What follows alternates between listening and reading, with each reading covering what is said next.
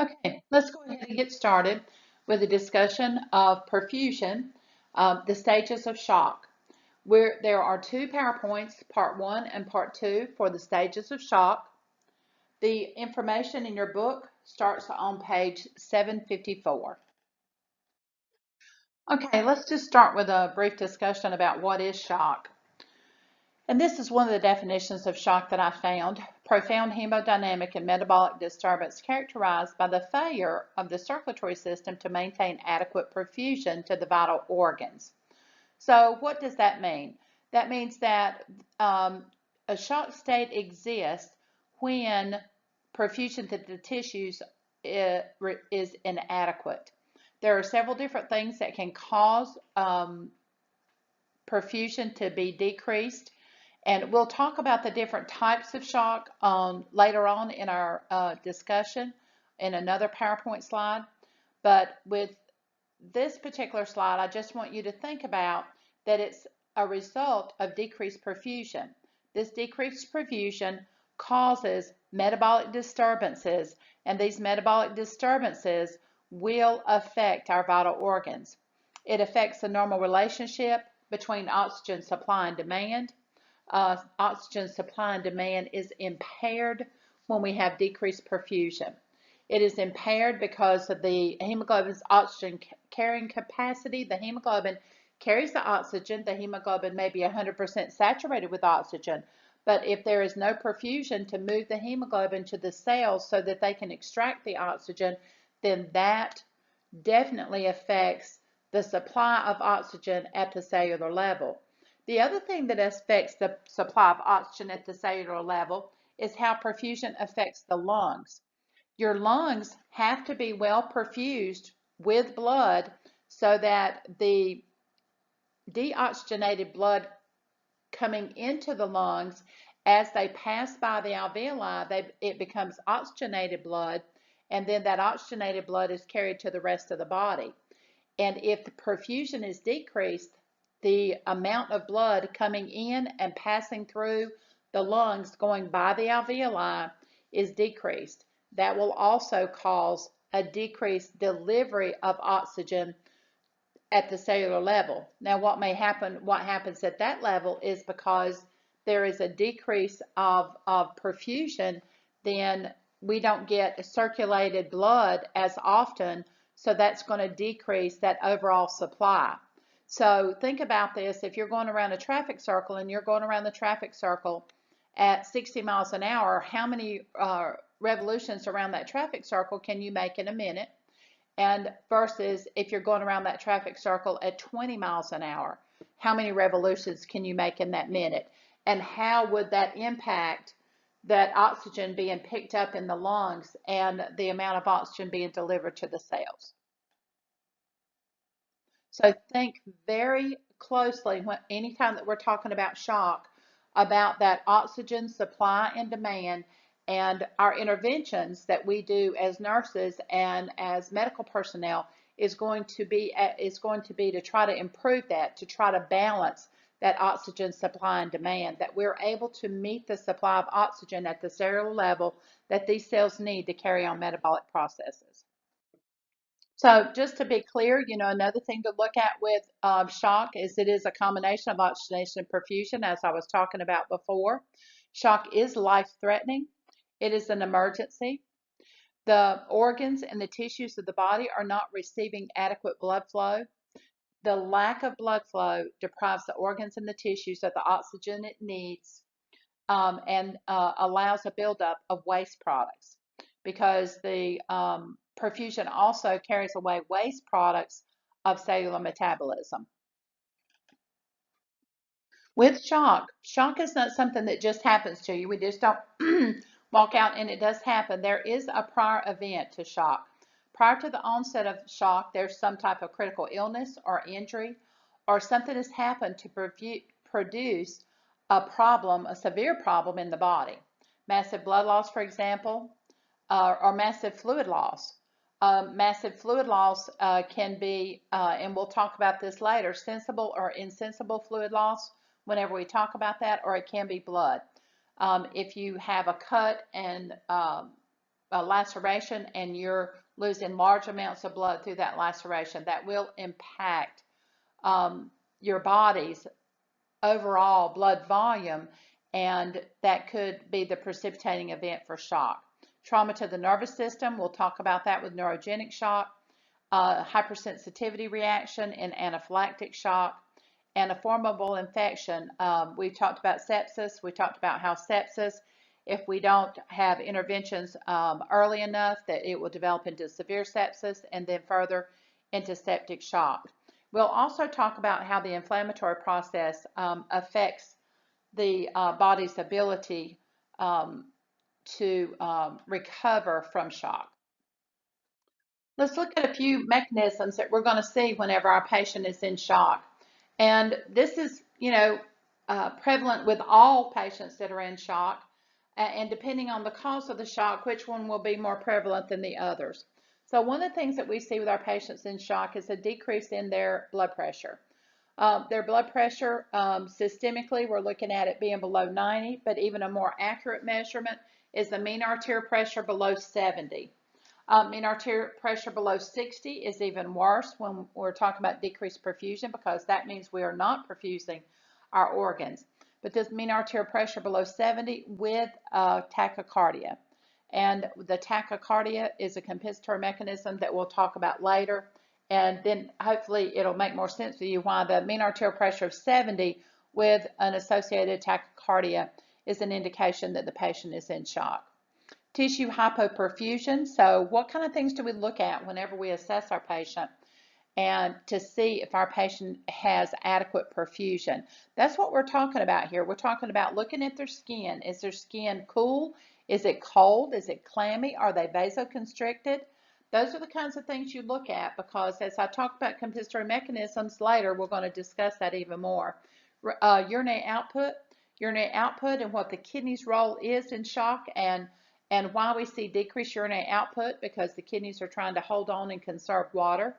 Neurologically, patients will be disoriented, confused, obtunded, and as shock progresses, we'll see that neurological status get worse.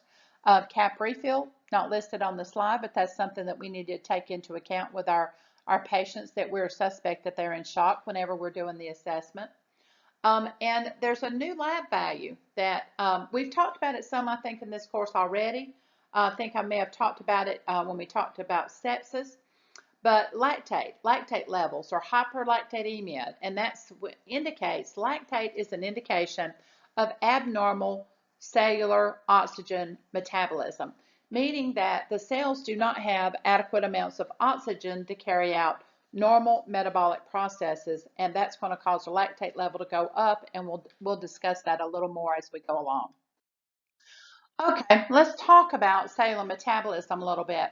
When we're talking about cellular metabolism, we're talking about the cells having what they need to be able to carry on cellular processes to be able to generate energy that the cells then need to do their job, to do whatever they're designated to be able to do. So when we look at this diagram, we see that glucose is taken into the cell, and glycolysis starts. If you look on the left-hand side, you see that with oxygen present and cellular metabolism going on as we like to see it go on in that oxygen present environment. The result of that is ATP, which is the energy that the cell uses to carry out its processes, and the byproducts of carbon dioxide and water, which we know the kidneys then will manage that water. If we need it, they'll hold on to it. If not, they'll get rid of it. And carbon dioxide, which we will get rid of, through our respiratory process in the lungs. On the right-hand side of the diagram is what happens when oxygen is absent. So if oxygen is absent, then the metabolic process is not effective. We don't see a production of ATP, and instead of the byproducts of carbon dioxide and water, which our body can either utilize or get rid of easily, we have the buildup of lactate. That buildup of lactate is going to cause a lactic acidosis or a metabolic acidosis.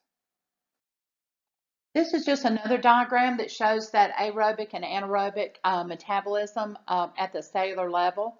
So one of the things that you want to see is that um, the byproducts that we talked about the same, the byproduct lactic acid, lactate that builds up with the metabolic to cause the metabolic acidosis when the cells do not get enough oxygen to carry out their metabolic processes. So I just put two different schematics on here because one will make more sense to some people and another may make more sense to other people. Now, when we're looking at what's the issue, why is there a problem with this anaerobic metabolism? Well, the problem is with inadequate cellular oxygenation, the anaerobic metabolism goes on, and as you see going to the left, the inadequate energy production, that's the ATP, causes metabolic failure, and that's metabolic failure in the cells. And then that leads to cell death. And in addition to that, on the right-hand side, this anaerobic metabolism byproduct is lactic acid, which causes a metabolic acidosis. That metabolic acidosis contributes to cellular death. So this anaerobic metabolism contributes to cellular death. Now, where are cells dying? Cells are dying everywhere. Cells are dying in your heart. Cells are dying in your liver. Cells are dying in your kidneys. So that's the kind of thing that we're looking at. Cells are dying in your skin. Um, so when we're talking about anaerobic metabolism, we're not just talking about one place. Okay, we talked about the lactate level just a little bit earlier. We wanted to go over the lactate level again. These are the normals.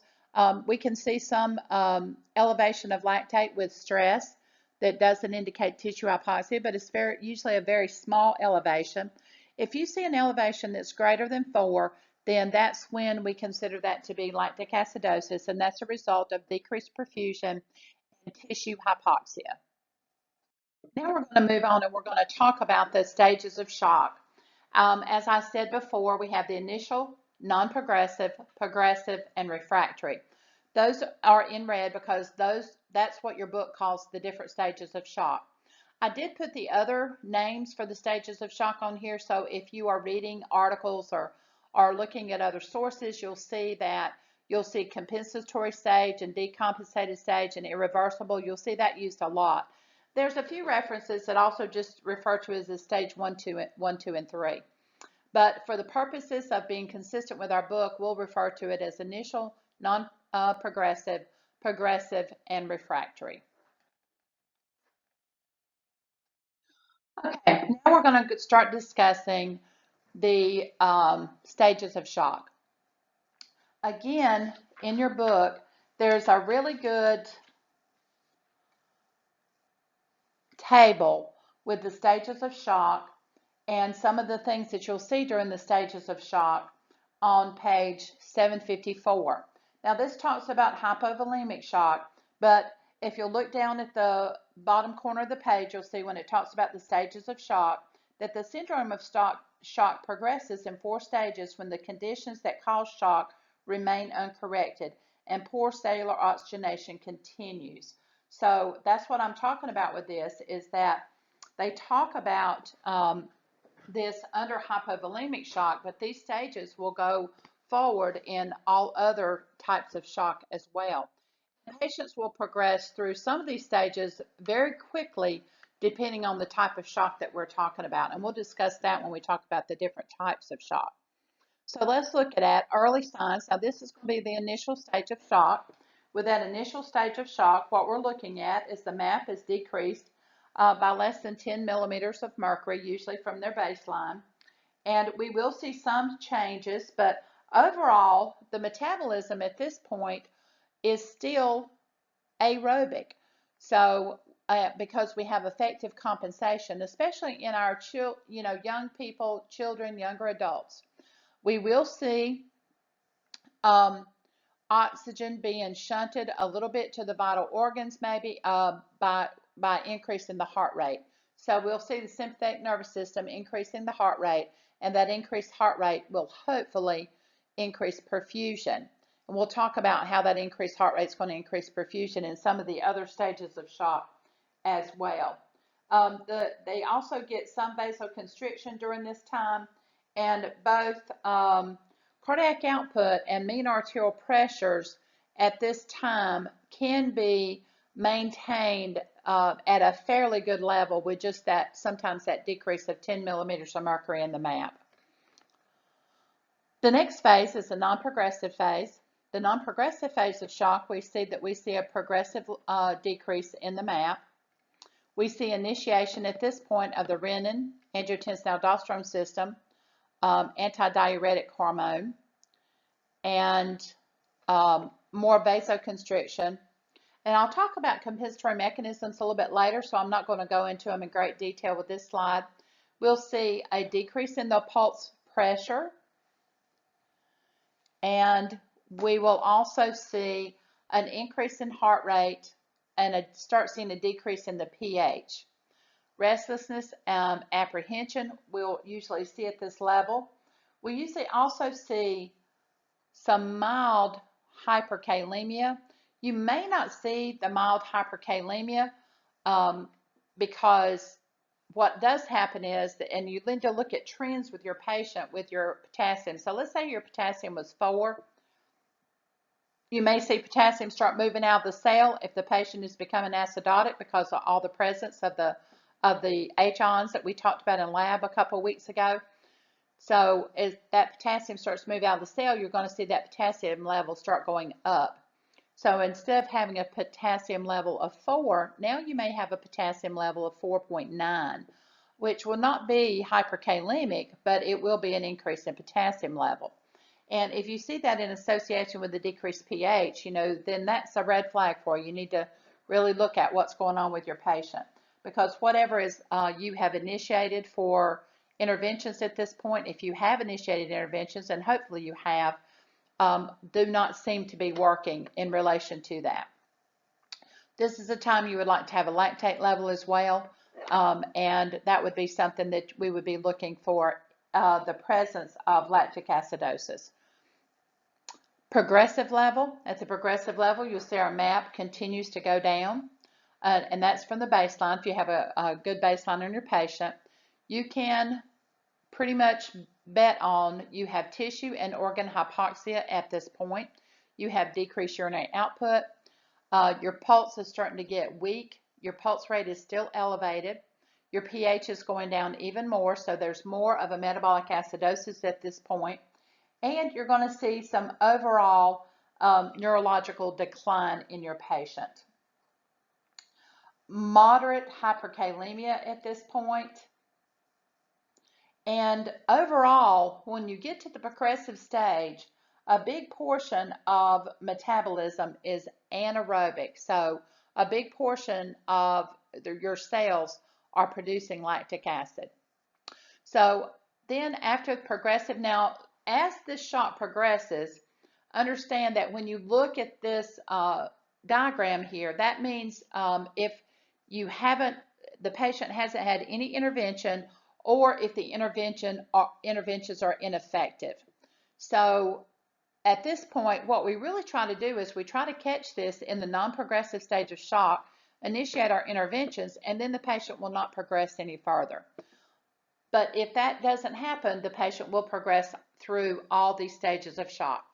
After the progressive stage comes the refractory phase. Now, the refractory phase of shock is irreversible. There is excessive cell and organ damage at this point, multi-organ failure, and if you've listened to the slide with multi-organ failure, that has to be at least 2 or more organs that have failed, and a profound drop in the pH. Usually it's called a profound metabolic acidosis, severe tissue hypoxia. You also, this is the phase where continuing more intervention is really not going to change or affect the situation.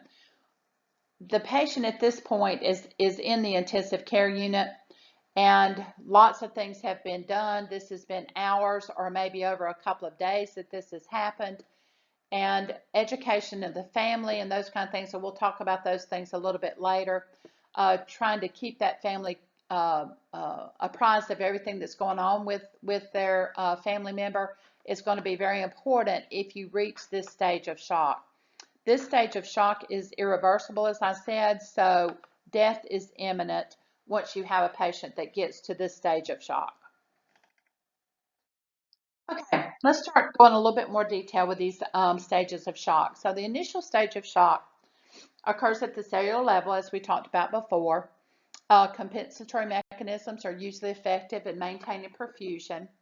Now, when will compensatory mechanisms not be as effective? Compensatory mechanisms will not be as effective in patients that have something that is compromising their compensatory mechanisms. So, like, for example, medications. Is the patient on a medication that will stop the sympathetic nervous system from increasing the heart rate to an effective level to increase cardiac output? Or are they on a medication that affects the renin-angiotensin-aldosterone system as a compensatory mechanism? Those are the kinds of things that you look for, because the people that have ineffective compensatory mechanisms are going to, this initial phase of shock is going to be, they're going to go through it very quickly. They're going to be in that non-progressive stage of shock very quickly. We do see an increase in heart rate above the baseline in this level and an increase in respiratory rate above the baseline. Now, that increase in respiratory rate doesn't necessarily mean that that respiratory rate is abnormal. So an increase in respiratory rate above the baseline, if I normally breathe 16, 18 times a minute, and now I'm breathing 24 times a minute, that's a significant increase in my respiratory rate. The narrowed pulse pressure that we talked about before, and pulse pressure, you know, that's the difference between the systolic and the diastolic pressure. So that's what you're looking at. And most of the time in adults, what we see is an increase in the diastolic pressure. So that's what's going to cause that narrowed pulse pressure. At this point, anaerobic metabolism is increased. You can expect anaerobic metabolism, and you can expect that it is increasing, but most of the metabolism is still aerobic. So that's one of the things that sometimes is not really clear, but in this initial stage, there still is a lot of normal cellular metabolism. Continued in the non-progressive stage of shock, with the non-progressive stage of shock. Non-progressive, we're going to see decreased tissue perfusion. And the decreased tissue perfusion is going to come from various reasons based on what type of shock it is. And when we get to talk about the types of shock, we'll talk about the different reasons why perfusion is decreased. Perfusion may be decreased because of volume, because we've lost a large volume of blood or fluids, or it may be decreased because of vasodilatation in our different distributive shocks. So we'll talk about that as we get to the different types. But just know that in non-progressive, you have decreased tissue perfusion. The clinical signs of inadequate organ perfusion are starting to creep up at this level. And the way that we know that we'll see some clinical signs of that is usually in our non-vital organs. And I'll talk about that in just a little bit with some of the other signs and symptoms that we see. Inadequate perfusion leads to the anaerobic metabolism, the buildup of lactic acid, and our metabolic acidosis. At this point, you know, we do have metabolic acidosis that's starting. Hyperkalemia that we see at this level, and that hyperkalemia is not usually a profound or really elevated hyperkalemia, but we do see some elevation at this level. Continuing with the non-progressive stage of shock, their MAP is decreased by 10 or 15 millimeters of mercury now. Compensatory mechanisms are activated. They have limited dysfunction of the organs, but we do start to see some dysfunction, and their tissue hypoxia in non-vital organs. So what does that mean if we have tissue hypoxia in non-vital organs? That means that in our skin, for example, we're going to see cool extremities because of that decreased perfusion and because of that tissue hypoxia. And we'll also, at this point, we'll see, you know, some decrease in their oxygen saturation. So because of the decrease in their oxygen saturation, the decrease of tissue to the oxygen to the tissues, this tissue hypoxia is apparent. We will see tissue hypoxia in the gut. The skin and the gut are the two organs that are considered to be non-vital organs when we're looking at the issues with shock. So we'll see hypoactive bowel sounds at this point. Okay, while we're talking about the non-progressive stage of shock, and I've mentioned compensatory mechanisms quite a bit, let's go ahead and look at some of our compensatory mechanisms. First one is going to be the sympathetic nervous system. The sympathetic nervous system causes systemic arterial and venous vasoconstriction. That it also increases myocardial contractility and increases the heart rate. With those three factors, we're going to cause an increase in cardiac output and an increase in blood pressure. So what's going on with this is that vasoconstriction is going to squeeze the veins and arteries. That is going to increase venous return back to the heart, which in turn increases preload. An increase in preload will increase cardiac output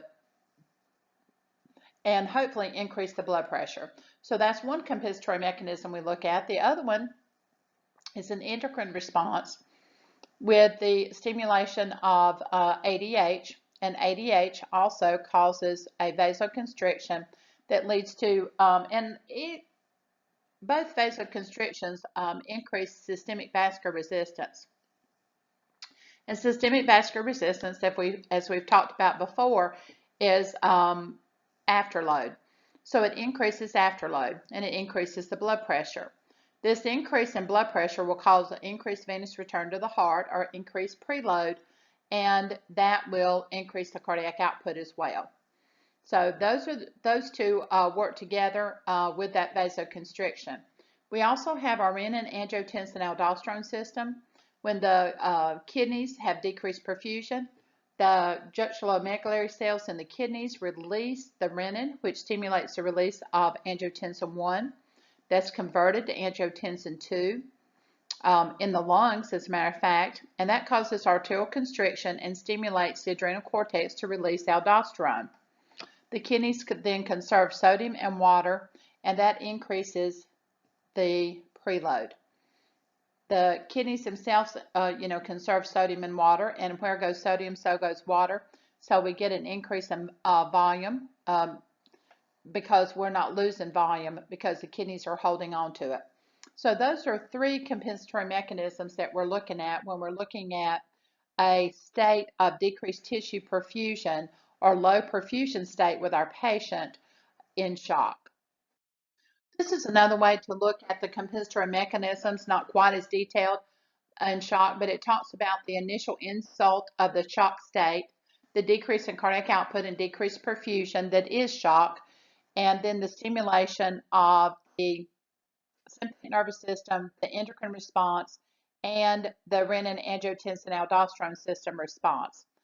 This all leading to the same thing we talked about earlier, hopefully an increase in preload, and an increase in cardiac output, increase in blood pressure, and restoration of tissue perfusion.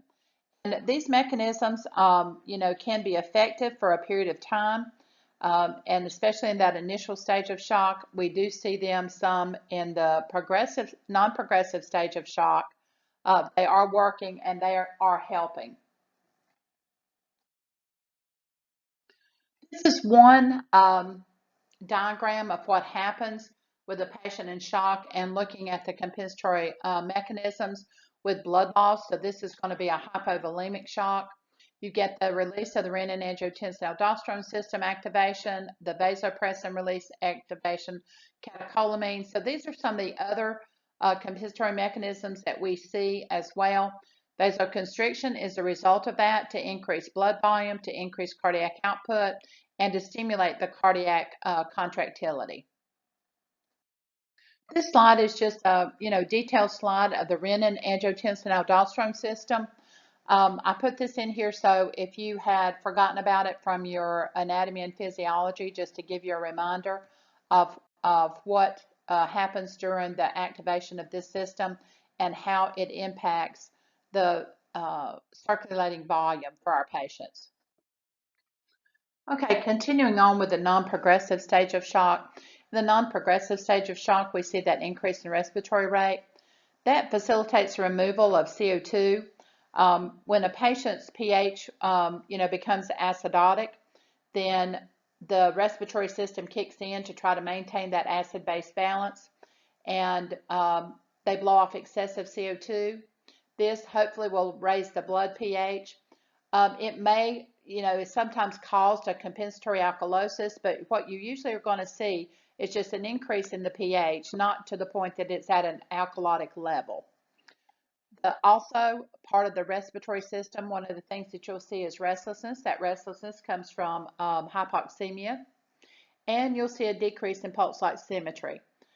So their oxygen carrying capacity is going to be changed at this level because of the acidosis and the hemoglobin's affinity to oxygen. In the non-progressive stage, as we talked about earlier, their skin will be cold and clammy, cool and clammy, whatever terminology you want to use with that. That's because of the blood shunting away from the skin. Bowel sounds hypoactive, shunting of blood from the GI system. Also with the GI system, and if the patient were in the ICU, for example, and they're on tube feedings, we would see, one of the things that we would see in this stage is that they would stop tolerating their tube feedings. And that's because of this shunting of blood away from the GI system and hypoactive bowel sounds. They would no longer tolerate tube feedings. The urine output will be decreased. That urine output is going to be decreased because of renin-angiotensin-aldosterone system trying to conserve water. And in some types, if it's a volume issue type of shock, also related to the decreased volume. The narrowing pulse pressures I talked about before, that difference between the systolic and diastolic blood pressure, you'll see that narrowing pulse pressure. When you initiate some interventions, one of the things that you want to look at is if you get a widening or that pulse pressure becomes wider, becomes more normal, then your interventions may be working at this level. Okay, so what are we going to do as nurses when we have patients at this level? It's very important for us to assess these patients and monitor them closely, but it's even more important for us to recognize patients that are at risk, especially our younger patient population, our older patient population, and patients that have been in a situation that would make them a higher risk for shock. For example, patients that are septic, patients who have come in with an allergic reaction to something, patients who have had some kind of issue with blood loss or fluid loss. Those patients are at increased risk for shock. So recognize that and be very diligent in our assessment of the patient's perfusion. Look for changes in level of consciousness, their skin, their urinary output. GI system's not on here, but you're definitely going to look for those change in bowel sounds. Patient has normal bowel sounds, 3 to 5 sounds a minute, and then they go to hypoactive bowel sounds, then that's going to be an indication for you to look at other things. Look at their vital signs. Look at trends of vital signs. Look at trends of lab values. So you can see the changes in the potassium level, the changes in their lactate level, changes in their pH. If you have blood gases, changes in their oxygen saturation level, always look for those changes and look for the trends. And is this trend getting better? Is this trend getting worse? And understand what to look for as you're looking at these trends. By the time the blood pressure drops, damage has already been occurring at the cellular level. So we need to remember that. And what we need to remember is that if we don't act quickly and we don't act efficiently, then the patient outcome or likelihood of an outcome is going to get worse, because we don't want our patients to go to the progressive stage of shock, and we don't want them definitely to go to the refractory stage of shock. And we'll talk about those two on our next presentation.